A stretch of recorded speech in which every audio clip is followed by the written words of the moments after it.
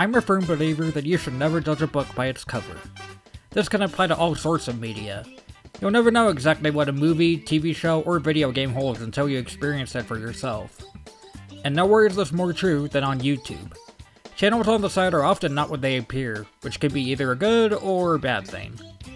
But one good example of not judging a book by its cover is the Cute Mario Bros.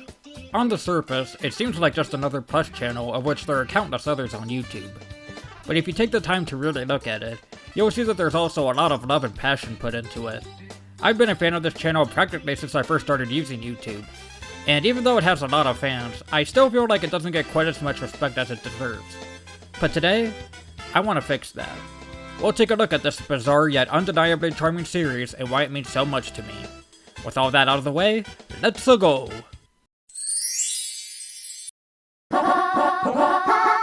Our story begins with two friends from Vancouver, Canada, named Tyler Zanin and Kenny Hawksworth. Although in early videos he's referred to as Ricky, but I guess he changed his name at some point. But I'm just gonna call him Kenny, as that seems to be his preferred name. The two first met when they were in the 5th grade.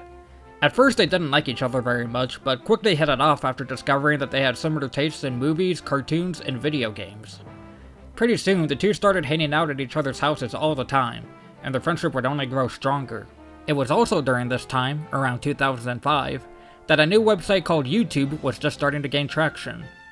As soon as Tyler and Kenny were introduced to the site by Tyler's older brother, they knew that they wanted to join the platform, and soon they each created their own channel. Tyler's channel was called Mario 8989, and Kenny's was called Luigi Mario 112. The two started making videos mostly for their own amusement. These videos usually revolved around Mario and other Nintendo games, as that was their main interest at the time. But it wasn't until 2006 when they started the series that would kickstart their YouTube careers, the Cute Mario Bros. Tyler and Kenny filmed the first episode of the series in 2006, but wouldn't upload it until a few years later. The first episode to actually be released was Find Yoshi, which was uploaded to Tyler's channel on April 6, 2007, making it quite possibly the first Mario Plush series on YouTube. Oh, my face!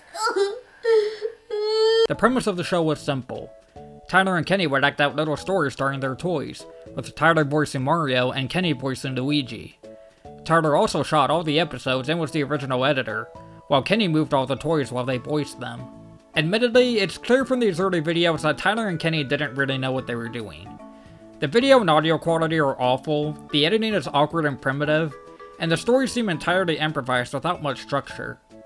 At the same time though, I think that sort of adds to their charm. They have a sort of childlike innocence to them that I can't help but appreciate. They sort of give the same feeling that one gets when playing with their toys as a kid. It's also clear that Tyler and Kenny were having a lot of fun making these videos. You can even sometimes hear them laugh off screen, which would later become a staple of their channel.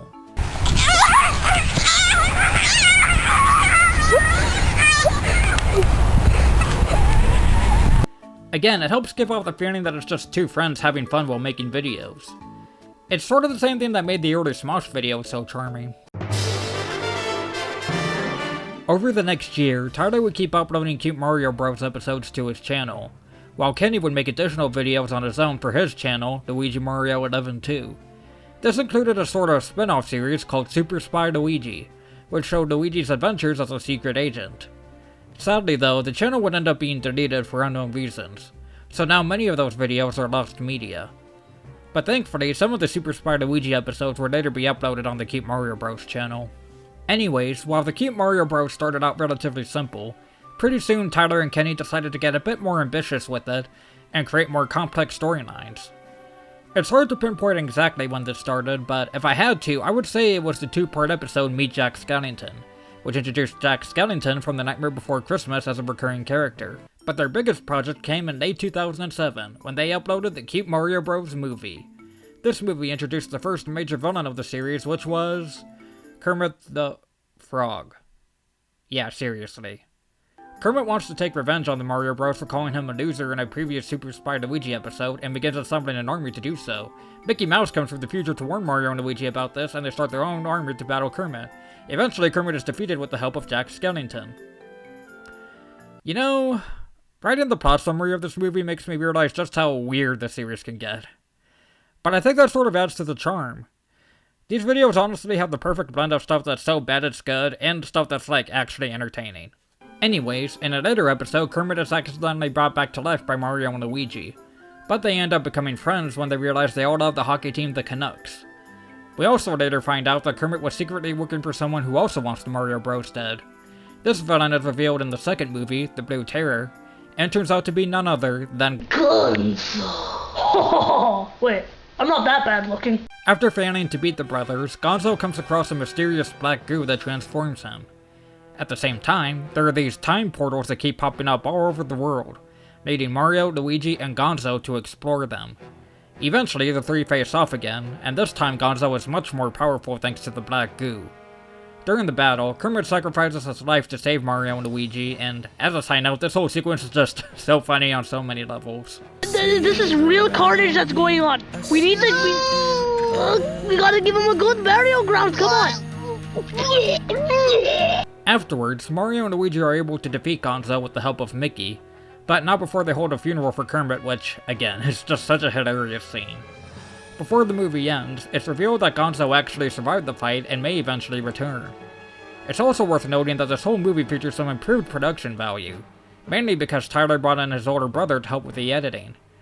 The show's production level would only continue to get better over the years. In the next episode, Mario's Birthday, Mario essentially has a midlife crisis, so to cheer him up, Luigi throws him a surprise party and gets him the game Rock Band. This then transitions into the next episode, Mario's Rock Band, in which, well, Mario and his friends start a band. It was around the time these episodes came out, in 2008 and 2009, that I was first exposed to the channel. This was right when I was starting to get really into YouTube. Back then, I would mostly watch Mario-related videos as that was my main obsession at the time. Because of this, the Keep Mario Bros videos would always pop up in my recommendations, but I never really bothered to check them out. That is until I watched Mario's Birthday. I thought the video was actually really funny, and so I went and binge-watched the rest of their videos. From then on, I was hooked. And this was a good time to get into the channel, as it seemed like they were building up to a huge event. See, in Mario's Rock Band, there's this mysterious character played by Tyler who steps in as the manager of Mario's band. It's heavily implied that this producer is actually Gonzo in disguise, and he soon causes a rift to form between Mario and Luigi. At the end of the episode, Mario runs away, which seems to set up the next movie with Gonzo's return. But just as things were starting to get interesting, the channel would hit a bit of a snag that would last for the next 4 years. Instead of resolving the cliffhanger at the end of Mario's Rock Band, Tyler and Kenny just sort of ignored it and made a bunch of videos that didn't really have anything to do with the main story. These episodes were still entertaining, and once again, you can tell that Tyler and Kenny were really starting to improve their video making skills, but fans were still left a bit disappointed. On top of that, it felt like the videos were sort of missing something, like they didn't have the same energy as the older videos. The reason for this is actually quite simple. Around the time the last part of Mario's Rock Band was uploaded, Tyler and Kenny started high school. The two have gone on record saying that high school was a very stressful and difficult time for them, and it impacted the quality of their videos.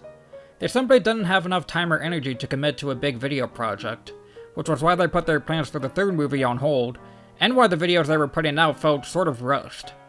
In fact, Tyler and Kenny have admitted that the videos in this period were sort of thrown together haphazardly without much effort. Like, got to the point where, like, we didn't do any color correction, we didn't do anything like that, we just dragged the stuff in and just, like, hoped it worked, kind of thing. I know I sound like I'm really dragging these videos, but they really weren't that bad. There were still plenty of hilarious moments in these episodes, and they introduced new recurring characters like Wario and Peach. And despite the editing being pretty slow-paced, the cinematography was actually very high quality due to Tyler getting a much better video camera. So despite this being the dark age of the Keep Mario Bros, there was still plenty to enjoy. But again, it was clear that Tyler and Kenny didn't quite have the same creative spark they had during the channel's beginnings. But given their poor mental health at the time, that's completely understandable. Over the years, we had to deal with so much nonsense in our lives, Yeah, and so like, much drama and stress personal and stuff, like, you know, you guys just know us as just, like, you know, the Mario Bros, like, Keep Mario Bros, but, like, we go through stuff too. we're humans, like, we have so much other stuff going on in our lives, and, like, man. On top of that, the videos were taking longer and longer to come out, with only one episode being uploaded during the entire year of 2012. At this point, the fate of the Keep Mario Bros looked uncertain, but thankfully, 2013 marked the year when things finally started to improve. In February 2013, the Keep Mario Bros uploaded the episode Home Alone. which was possibly the best video they had made up to that point. Towards the end of their high school years, Tyler and Kenny suddenly started to have a new burst of creative energy with their videos, which gave Home Alone a much faster pace and tighter writing than their more recent episodes. It also helped that Kenny took over as the show's editor, and it was clear that he had some serious skills which would only improve in the coming years. After Home Alone, Tyler and Kenny put out 2 more episodes, The Leprechaun and Summer Fun 3, a sequel to both Summer Fun and Summer Fun 2. These videos continued the trend of higher production values and tighter writing and editing. The Keep Mario Bros was truly better than ever before. It was also around this time that the channel's popularity began skyrocketing, with many of their videos, including their older ones, consistently getting over 1 million views. Encouraged by this new success, Tyler and Kenny decided to take the channel a bit more seriously. In 2013, the Mario 8989 channel was renamed to simply The Cute Mario Bros. And they also expanded their social media presence by creating a Facebook page. Also on that year, they started work on their most ambitious project yet. They were finally going to make the 3rd movie. The two had actually tried making the movie back in 2011, but technical issues forced them to put the project on hold.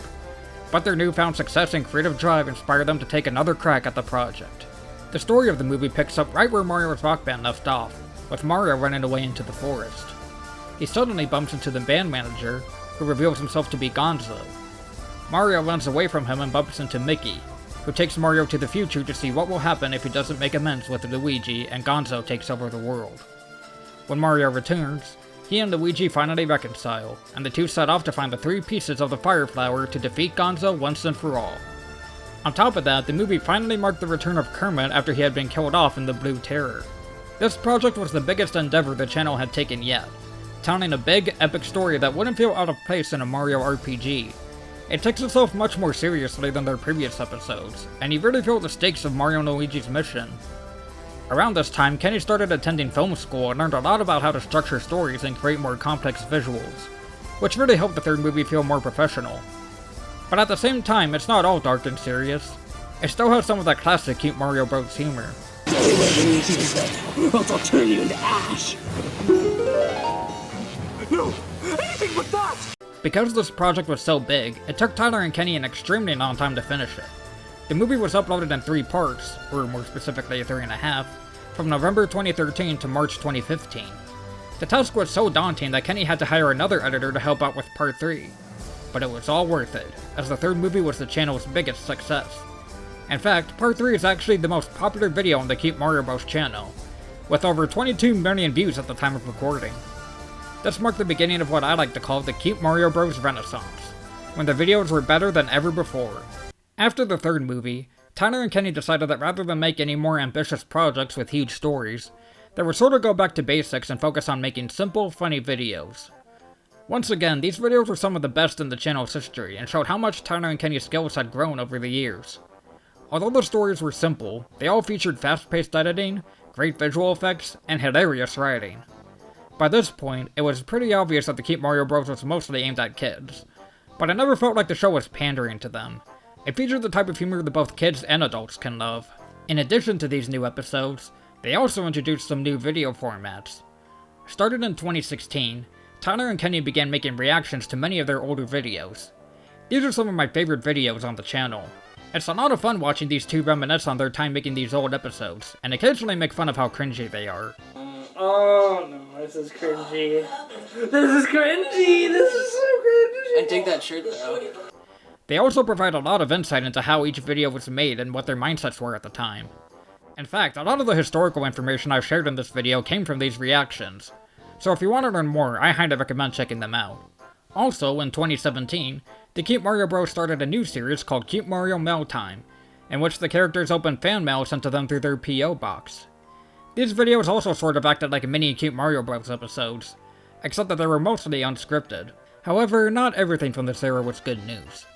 Despite all the new content, the channel's popularity started to gradually go down.